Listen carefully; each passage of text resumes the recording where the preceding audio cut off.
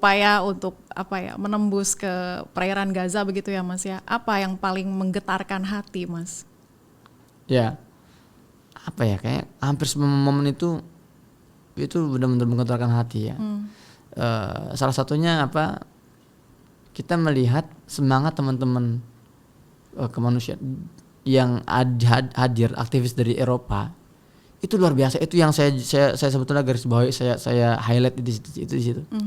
Bagaimana ada nenek-nenek loh, mungkin usia sudah 70 tahun yang saya satu kapal.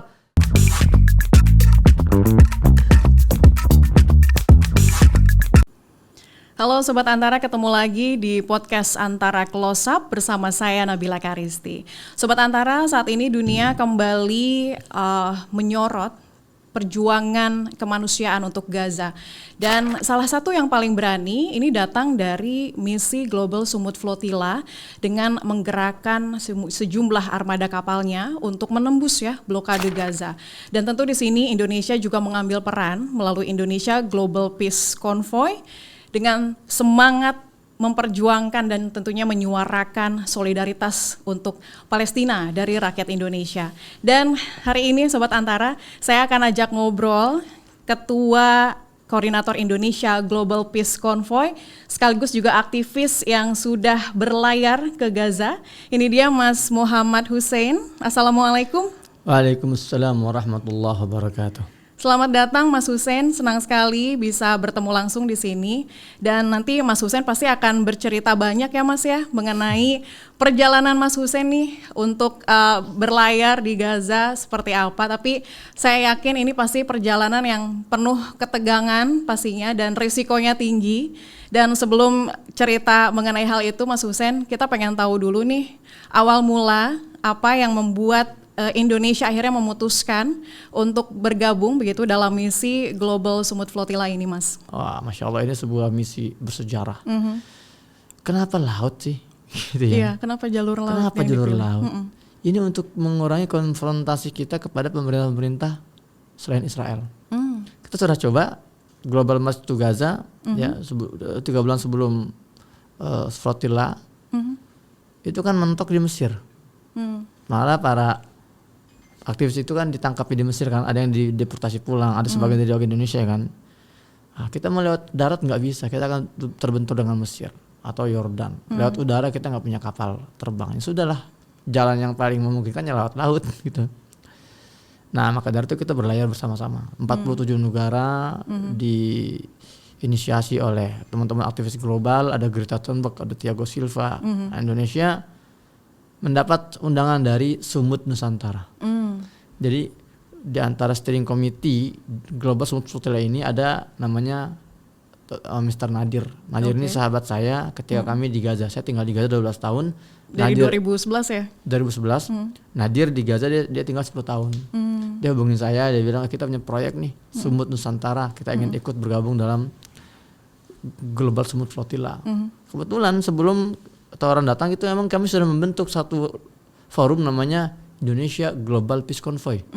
Memang kita sudah niat, kita ingin melakukan konvoy global ya, Indonesia menjadi penggagasnya. Kita sudah buat, ada tawaran ikut Global Sumut Flotilla, oke, kita ambil. Tapi saat itu dia bilang gini, tapi kita harus ikut sumbang kapal dong. Kami Malaysia sudah menyumbang 13 kapal, kapal laut tuh. Itu nggak murah itu ya. Waduh, saya bilang gimana ya. Indonesia kan negara dermawan ya, maka saya kumpulkan teman-teman NGO. Ayo kita ikut Global Sumut Flotilla, ini bersejarah nih, kita mau tembus blokade. Tanggal 14 Agustus kalau saya tidak salah ingat itu, kami mengadakan pertemuan di Tebet. Itu pertemuan dari sore sampai malam. Jadi setengah jam akhir kita buat penggalangan dana di situ. Terkumpul sekitar 7 kapal. Satu kapal harganya 100.000 USD. Wow. 1,6 miliar. Iya. Memang semangatnya luar biasa. Akhirnya kita memutuskan, oke, kita tidak hanya ikut serta dalam Global Sumut Flotilla, tapi kita akan berperan besar di situ. Kita kirimkan 30 utusan ya? Utusan. Sebetulnya total utusan 60 orang. Cuman yang diproyeksikan naik kapal itu sudah 30 orang. Namun di tengah jalan ya ada beberapa kendala, akhirnya hanya 3 orang. Kenapa Indonesia? Saya ingin jelaskan lagi di sini. Penting ya, ini buat pesan moralnya. ketika kami bergerak untuk Palestina, kami sedang mengawal visi misi para pendiri bangsa kita. Kami sedang menjalankan kewajiban konstitusi. Karena di Alenia, very first Alenia, pembukaan Undang-Undang 45 kan jelas ya. Kemerdekaan adalah hak segala bangsa. Maka dari itu penjajahan harus dihapuskan. Bahkan di Alenia keempatnya diperjelas lagi bahwa Indonesia harus ikut menertibkan dunia. Dan ini momennya gitu loh. Kalau kita nggak bergerak, kita sama saja mengecewakan dan mengkhianati gitu loh, mengkhianati perjuangan ini, visi misi ini. Makanya ini jawaban buat teman-teman anak-anak Gen Z yang sekarang banyak bertanya, ngapain sih jawab-jawaban untuk Palestina? Dia ketika masih banyak membutuhkan. Kita dididik oleh para pendiri bangsa kita enggak menjadi mental-mental pelit, mental-mental skeptis, mental-mental individual, enggak. Tapi solidaritas yang harus diperkuat. Mereka mendidik kita dengan semangat solidaritas. Dan jangan lupa kita bangsa ketimuran yang terkenal dengan tenggang rasanya kan. Dan hari ini ada bencana genosida. 70.000 dibunuh depan mata kita. Kita mau diam? Bangsa macam apa kita kalau diam seperti ini? Tapi kan sekarang di 9 Oktober kemarin gencatan senjata sudah mulai resmi diberlakukan. Ini menjadi satu angin segar tidak sih? Gencatan senjata ini satu dari rangkaian-rangkaian hal positif lainnya. Namun ingat, mereka masih nggak punya rumah. Ada 2 juta warga Gaza hari ini terancam mati kedinginan musim dingin. Ini sudah masuk bulan Oktober September ya. Oktober November ini kan masuk masa-masa musim dingin ini. Dan rumah-rumah sudah hancur. Kemana mereka? Harus berteduh. Hujan deras akan mengguyur mereka. Kemudian yang sakit juga, yang terluka belum disembuhkan. Ya, PR kita masih panjang. Dukungan apa dong yang diperlukan, terutama dukungan mungkin dari pemerintah Indonesia dan masyarakat Indonesia? Banyak sekali dukungan itu. Ya, kita bicara dukungan ada short term, mid term, long term. Ada dukungan emergency, ada dukungan edukasi dan sebagainya. Semua hal yang bisa kita gerakan deh. Intinya kita bergerak. Kita nggak boleh diam melihat ini semua. Perjalanan untuk berlayar menuju ke Gaza ini kan tentunya begitu pelik ya Mas ya. Dan Mas juga adalah salah satu di antara 3 aktivis begitu yang melanjutkan perjalanan dengan Global Sumut Flotilla. Mungkin boleh cerita bagaimana prosesnya hingga akhirnya kapal kemanusiaan Indonesia ini bisa berlayar begitu menuju Gaza. Jadi akhirnya Indonesia punya 5 kapal. Meskipun kita terkumpul 7 kapal lebih, tapi yang kita beli itu 5 kapal ya. Sisanya buat gelombang selanjutnya nih, kita akan ada gelombang selanjutnya. 5 kapal kita beli di Italia, di Spanyol, di Tunisia tersebar. Kemudian 60 orang berangkat ke Tunisia. Kenapa Tunisia? Harusnya kita berangkat ke Spanyol sebetulnya karena kita nggak punya visa Schengen gitu kan. Jadi kita dari Tunisia bergerak, di situ kita ada pelatihan, kemudian briefing dan berbagai macam persiapan on the ground itu penting sekali. Ya, karena kalau sudah di tengah lautan itu nggak mudah berkomunikasi itu kan. Maka persiapan protokol semua selama di daratan itu pelatihannya sangat intens sekali kan. Berapa lama di Tunisia? Harusnya tuh kita hanya sekitar 5-6 hari harusnya ya. Tapi melihat ada beberapa kendala-kendala, ada serangan juga kan ke Tunisia waktu itu dari drone Israel ya. Itu kita molor sampai 2 pekan. Nah akhirnya 2 pekan kemudian bergeraklah kapal-kapal dari Tunisia. Dan disitulah tantangan sesungguhnya. Jadi kapal berangkat dari Tunisia, kemudian bergerak kan menuju ke perairan Gaza. Ini kan melalui beberapa titik, beberapa negara. Apa saja tantangannya selama singgah di negara-negara tersebut? Ya, kapal-kapal ini awalnya yang diproyeksikan itu 80 kapal yang diproyeksikan ya. 80 kapal yang mau berangkat. Cuman di tengah jalan banyak yang disabotase oleh Israel. Kemudian banyak yang juga rusak juga oleh gelombang laut. Hanya tinggal 42 kapal yang berlayar dari beberapa pelabuhan. Ada dari pelabuhan Spanyol, dari Italia, dari Yunani, dari Tunisia. Semua bergerak bareng-bareng, bertemu satu titik. Iya, kalau saya pribadi saya dari Tunisia, kemudian setelah perjalanan 40 jam saya tiba di Italia, di Porto Palo. Di Italia sempat saya bertahan selama sepekan karena kapal yang saya taiki ini bukan sembarang kapal. Kita nyebutnya observer boat, kapal observer yang tugasnya pemantau, pengamat, dan ini juga yang mengkoordinir. Kalau ada kapal-kapal yang keterlambatan, kita yang handle, kita yang cari penggantinya. Kalau kapal rusak, kita harus pindahkan penghuninya kemana gitu kan. Dan kita juga terus mensupport yang di depan. Jadi kita mensupport depan, membuka jalan buat yang di belakang. Ini kapal observer namanya. Makanya kita seminggu itu tertahan di Italia, dan antaranya itu ngurus kapal-kapal lain. Kemudian dari Italia kita bergerak lagi berlayar menuju perairan Yunani. Ya, itu luar biasa tuh sampai 70 jam, 80 jam itu kita mengarungi lautan Mediterania di kapal yang kecil. Kapal kami itu sebetulnya hanya boleh ditaiki maksimal itu 12 orang. Tapi waktu itu yang naik 21 orang. Wow. Bayangkan itu overload sekali, makanya persediaan air bersih kita langsung habis nggak berapa lama itu kan, logistik dan sebagainya. Kemudian ini kan kapal kecil, jadi kalau di ombak di bulan Agustus Oktober tuh ombak itu lagi tinggi-tingginya tuh, wah itu luar biasa. Apakah saya di sana mabuk laut? Wah, mabuk laut itu tidak lagi menggambarkan kondisi saya itu ya, sudah semabuk segalanya di sana itu ya. Luar biasa, banyak hal yang terjadi di tengah. Kemudian juga drone yang juga mengintai di atas. Serangan masih terus ada, serangan sempat ada itu ketika kapal-kapal GSF ini di Italia. Ada 15 serangan bom ya menyerang beberapa kapal gitu kan, sampai satu kapal tuh nggak bisa lagi difungsikan. Jadi poin pentingnya dari semua kesulitan yang kita hadapi selama di tengah laut, nggak ada yang mengeluh satupun karena dari awal kita sudah punya komitmen. Teman-teman, ini kita bukan sedang pelesiran ya. Ini bukan wisata.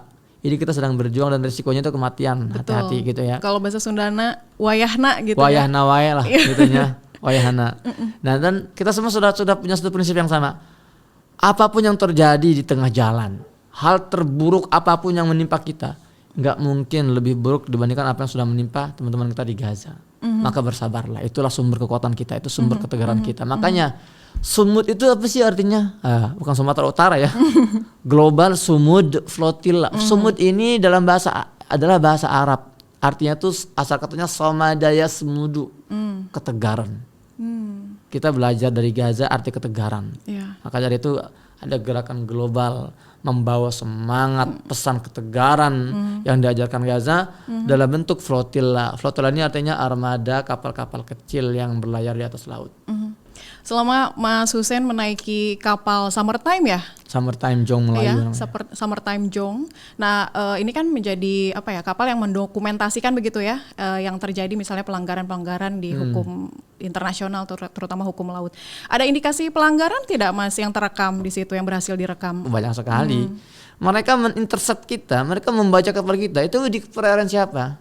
Bukan di perairan negara tertentu, itu perairan internasional. Orang tuh mau mancing di situ berhari-hari nggak masalah sebetulnya, itu wilayah bebas untuk seluruh umat manusia, itu nggak boleh ada yang main hakim sendiri di situ kan. Nah, ini mereka nyerang kita di kondisi seperti itu. Kemudian mereka nyerang kita apa ancamannya? Kita nggak punya ancaman. Kita ini bukan pasukan bersenjata, pasukan ekstremis. Kita para humanitarian, aktivis humanitarian yang membawa susu-susu buat bayi, bawa logistik untuk misi orang perdamaian, sakit. misi kemanusiaan. Misi kemanusiaan, non-violence. Kita selalu mengatakan berkali-kali, we are non-violence movement. Kita ini adalah gerakan anti kekerasan. Tapi lihat apa yang mereka perlakukan kepada kita. Mereka datangi kita dengan senjata-senjata lengkap, atribut lengkap, militer lengkap, dan bergaya menjadi perompak yang membajak kapal-kapal kami, menculik aktivis kami. Ini semua pelanggaran-pelanggaran yang sudah tidak bisa lagi ditolerir sebetulnya.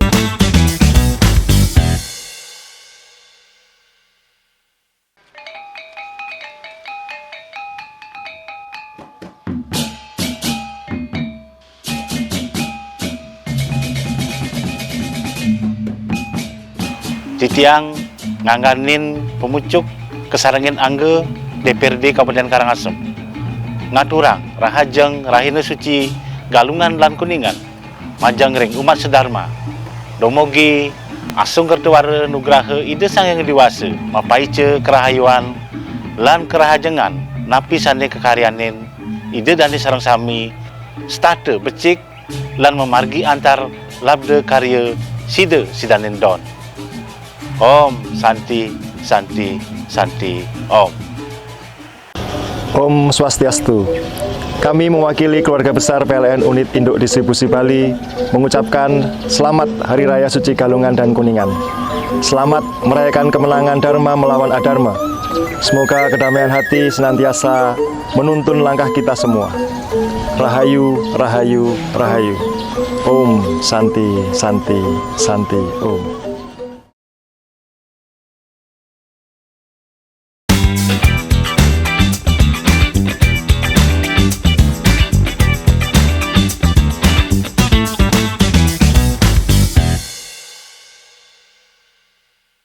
sudah dilaporkan belum pelanggaran itu? Ya belum sekarang, karena kita kan fokusnya kemarin tuh Untuk adalah misi kemanusiaannya dulu fokusnya gitu, biar setelah tembus begitu ya? Ya setelah terjadi penangkapan kita fokusnya bagaimana kita mengeluarkan teman-teman yang diculik itu, kita punya tim advokasi khusus itu.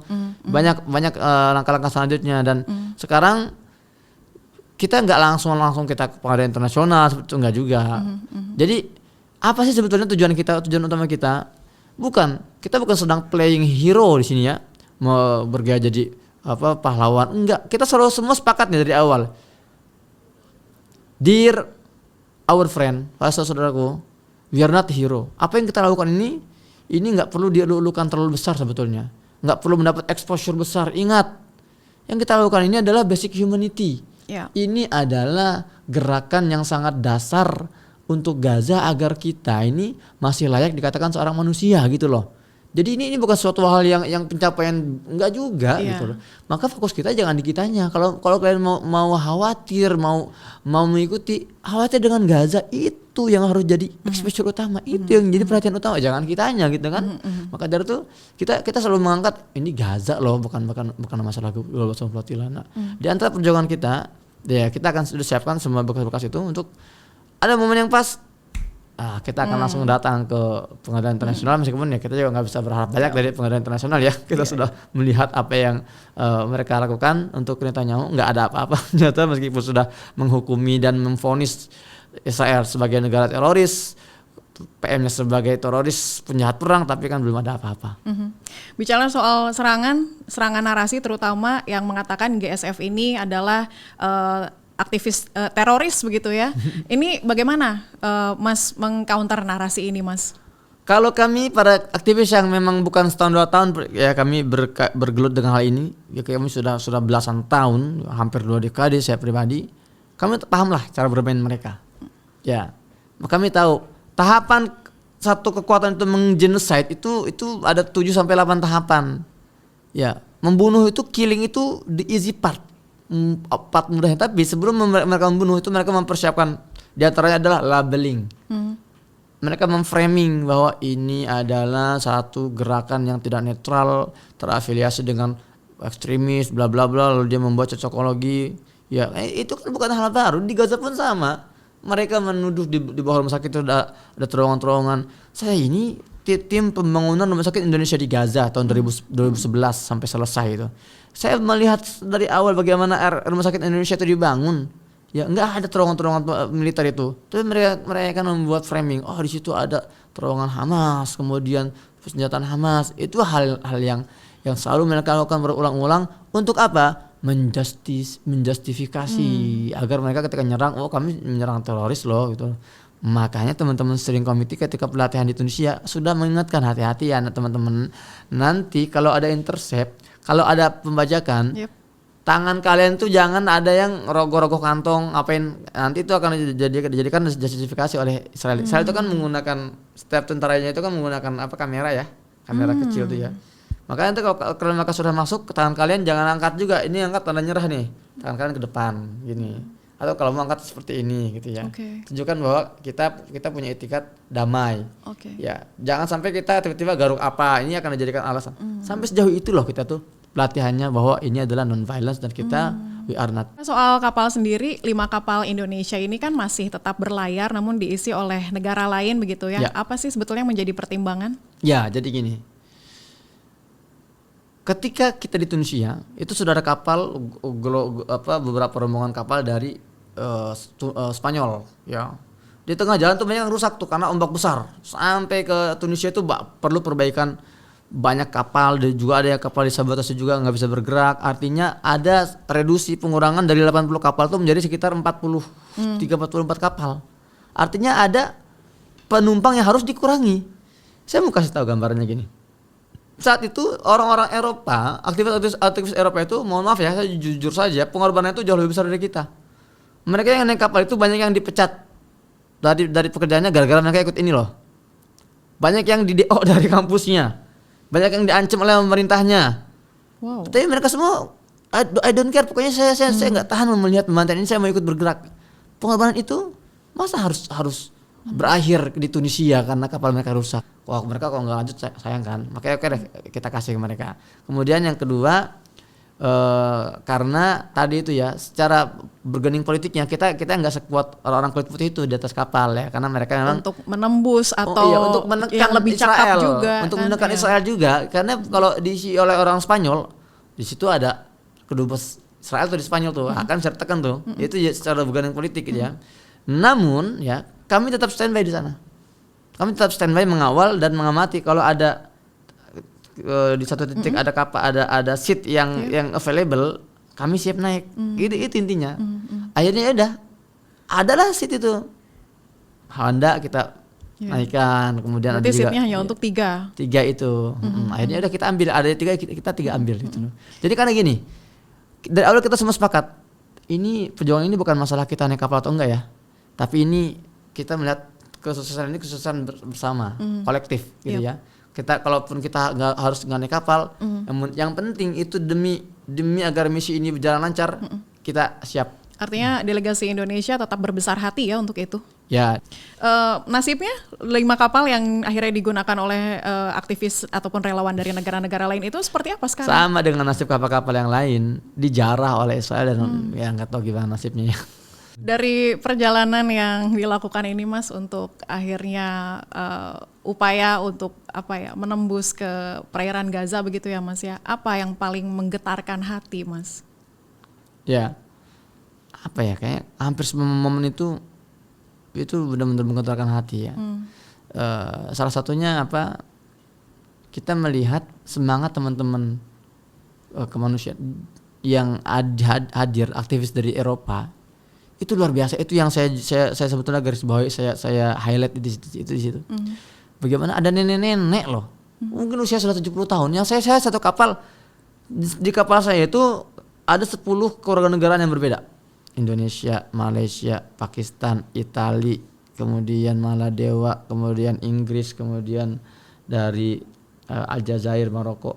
Ada nenek-nenek Itali, udah nenek-nenek usia sudah 80 tahun tuh. Tapi semangatnya luar biasa itu di tengah laut itu, masya Allah. Dan itu banyak nenek-nenek yang hadir, kakek-kakek itu yang hadir. Artinya apa? Artinya ini perjuangan lintas generasi. Ya. Dan ketika Israel itu repot-repot mengirimkan drone-nya dan menyerang kapal-kapal kami di pelabuhan Tunisia, itu tidak menakutkan bagi aktivis-aktivis ini. Bahkan semakin terpanggil. Wah, kita sudah diserang, berarti kita sedang dalam track yang benar. Kalau kita membuat sebuah aktivitas, lalu kita diserang oleh negara sekelas Israel penjahat itu, maka ketahuilah kita sedang berada di jalan yang benar. Lanjutkan. Jadi semangat solidaritas inilah yang menurut saya benar-benar bagi saya mengharukan dan menginspirasi. Seberapa dalam sih hubungan batin antara Indonesia dan Palestina ini sebenarnya? Hubungan Indonesia-Palestina tidak hanya bicara hubungan batin. Kita punya hubungan sejarah yang jelas dan nyata. Kita punya hubungan cinta. Kita punya sejarah romantis dengan Palestina. Ya, yang ini sebetulnya penting sekali dipelajari oleh anak-anak muda kita. Contoh gini deh. Contoh ya. Ketika Indonesia memproklamirkan diri tahun 1945, itu kan sebetulnya kan kemerdekaan itu bertepuk sebelah tangan. Nggak ada yang ngakuin saat itu. Kita proklamasi, dunia itu krik ini apa sih gitu ya. Sampai akhirnya ada seorang mufti Palestina namanya Mufti Amin Al-Husaini. Ya, dia bergerilya. Dia bergerak ke Mesir. Dia dorong, "Hey, pemerintah Mesir, malu dong, itu ada orang Indonesia, kaum muslimin Indonesia baru proklamasi, masa didiamkan saja? Kirim dong, pengakuan dong." Dia bergerak lagi ke negara-negara sekitarnya, terus sampai dia galang semuanya. Akhirnya negara-negara Arab inilah negara-negara yang pertama kali mengakui kemerdekaan Indonesia. Atas inisiasi siapa? Orang Palestina itu. Sekarang roda berputar. Betul, kita harus balas budi. Iya, Indonesia sedang di atas, dan itulah kenapa saya ketika membaca, berkali-kali saya membaca, mentadaburi, saya merenungi kata-kata pembukaan Alinea 45 itu, kemerdekaan adalah hak segala bangsa, maka dari itu penjara harus dihapuskan. Saya bilang ini luar biasa, jeniusnya bagi saya. Kenapa? Indonesia ini nggak suka merayakan sesuatu sendirian. Karena kita pernah dijajah, kita pernah merasakan bagaimana perihnya penjajahan. Maka wahai anak-anakku ke depan, kalau kita sudah merdeka, kita bantu merdekakan yang lain. Ya. Jangan kita lupakan bahwa mereka juga membutuhkan tangan-tangan kita. Itulah akhirnya muncul KTT Bandung 55 kan. Saat itu Indonesia itu menjadi role modelnya dunia loh. Seluruh negara Asia Afrika mau ngumpul di Bandung. Ketika Indonesia bergerak dalam tataran global dan pergerakan nyata, maka semua akan ikut bersatu dan mengangkat topinya untuk Indonesia. Dan itu momen kita hari ini. Indonesia harusnya menjadi negara terdepan karena kita ditunjang oleh semua aspek. Konstitusi menunjang kita, pemerintah, rakyat, moral. Maka kita berhak untuk bergerak terus maju ke depan demi menunjukkan identitas kita sebagai sebuah bangsa yang besar dan bangsa yang dermawan. Ya. Terakhir Mas, perjuangan selanjutnya ini akan seperti apa? Karena kalau kita lihat walaupun dalam misi Global Sumut kemarin ini kan mungkin belum sempat menembus ke Gaza begitu ya, tapi ini ternyata berhasil menarik perhatian dunia nih. Iya. Selanjutnya akan seperti apa? Saat itu kita selalu mengatakan gini, teman-teman, kalau kapal-kapal kita ini berhasil sampai ke Gaza, maka selamat. Kita berhasil mendobrak, memecah blokade Gaza. Namun kalau kapal-kapal kita nanti tidak bisa tidak masuk ke Gaza, maka selamat. Kita telah berhasil memecah kesunyian dunia. Nah, itu kapal yang, jadi semua tetap nggak ada yang salah, semua sudah berhasil gitu ya. Apa langkah kita ke depan setelah ini? Wah, PR kita banyak sekali. Tugas kita tidak hanya membuka mata dunia, tugas kita tidak hanya memastikan agar genosida ini berakhir, tapi tugas kita adalah memastikan agar genosida lain tidak terjadi setelah ini. Tugas kita memastikan agar penjajahan itu harus dihapuskan seperti konstitusi kita. Tugas kita hari ini adalah jangan membiarkan sensitivitas kita sebagai manusia itu hilang. Ya, tugas kita adalah mendidik anak-anak kita ke depan bahwa ada pelajaran besar dalam peristiwa ini. Bahwa kita ini bangsa-bangsa yang dididik untuk menjadi bangsa besar. Kita ini bangsa yang dididik menjadi bangsa yang memiliki tengah rasa dan perhatian besar kepada dunia. Tugas kita ke depan adalah terus bergerak maju, yang menunjukkan bahwa Indonesia ini adalah negara beradab yang tidak rela melihat siapapun itu. Ya, kalau mereka itu sedang terzalimi, kita harus bergerak. Nah, jadi gerakan ini, semangat ini sudah tidak hanya masalah agama, bukan hanya masalah muslim dan muslim. Kalau sudah masalah kemanusiaan, kita punya ikatan kuat di situ untuk menjaga nilai-nilai kemanusiaan dan moral kemanusiaan kita. Yang terdekat, akankah ada gerakan Sumut Flotilla berikutnya? Ya, Global Peace Convoy Indonesia, kita terus koordinasi di dalam negeri. Kedepan kita tidak hanya akan menjadi peserta, tapi kita akan menjadi penyelenggara insya Allah Ta'ala. Dan tidak hanya lewat laut, lewat darat, lewat udara. Itu yang sedang kita tulis, yang sedang kita rumuskan. Apalagi kita melihat kabar gembira Gaza sudah sampai pada tahapan ceasefire, ya sudah aktif ya, masa-masa perang memang sudah selesai, namun ya itu PR besar kita. Tradisinya ketika tercapai gencatan senjata itu perbatasan akan dibuka. Kita akan masuk berbondong-bondong di situ. Ya, kita akan menembus blokade Gaza dengan lebih serius, dengan lebih terorganisir, dengan lebih besar. Dan intinya kita akan terus bergerak ya, sampai Palestina merdeka dan sampai saudara-saudara kita di Gaza, di Palestina bisa menghirup udara kebebasan seperti yang kita hirup selama ini. Saya pun berharap demikian. Terima kasih banyak Mas Hussein untuk ngobrolnya hari ini. Dan demikian Sobat Antara untuk podcast Close Up hari ini. Jangan lupa untuk saksikan podcast kami lainnya hanya di antaranews.com dan kanal YouTube Antara TV Indonesia. Saya Nabila Karisti pamit, sampai jumpa. Terima kasih Mas Hussein. Ya, sama-sama. Ya.